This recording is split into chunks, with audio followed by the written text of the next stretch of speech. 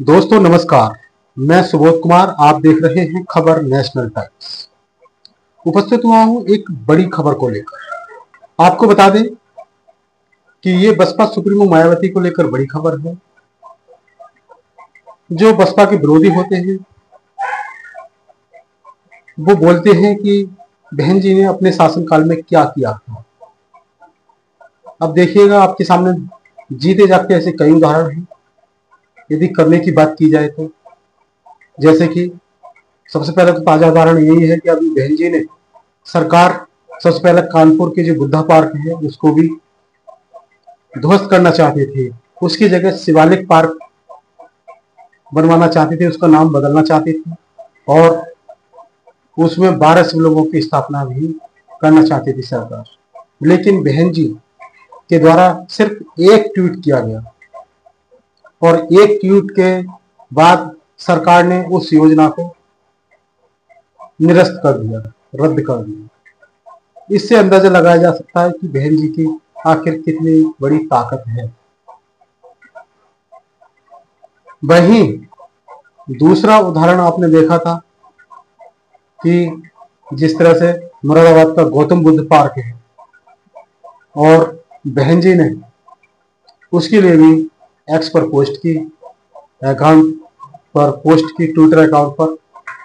वहां पर सरकार सीनियर केयर सेंटर बनाना चाहती थी, क्योंकि ये योगी सरकार की बात की जाए तो हमेशा इसकी नजर जो बौद्धिस्ट स्थल है, उनके महापुरुषों के पार्क हैं, हमेशा उसी पर रहती है।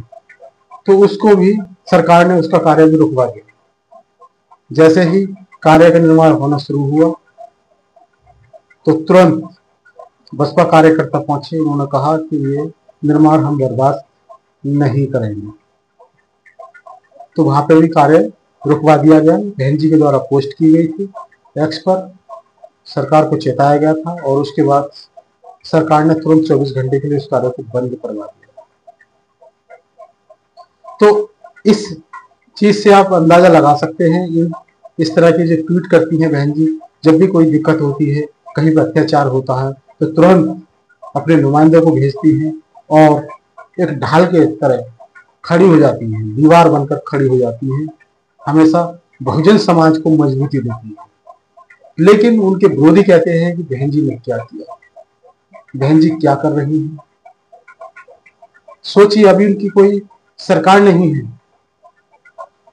सिर्फ एक विधायक है, तो इनकी ताकत है कि अभी एक ट्वीट करने से सरकार अपने फैसले बदल देती है। सोचिए, यदि वो सत्ता में आती है तो क्या हाल होगा। जिस तरह से आपको बता दें कि ये जीतू रजौरिया के द्वारा पोस्ट की गई है, ये लिख रहे हैं कि अखबार की बड़ी हेडलाइन में लिखा है कि मायावती के ट्वीट के बाद नगर निगम ने 24 घंटे के लिए काम रुकवाया। साथ में ये भी लिखा है कि गौतम बुद्ध पार्क पहुंचे नेता और कहा कि निर्माण बर्दाश्त नहीं करेंगे।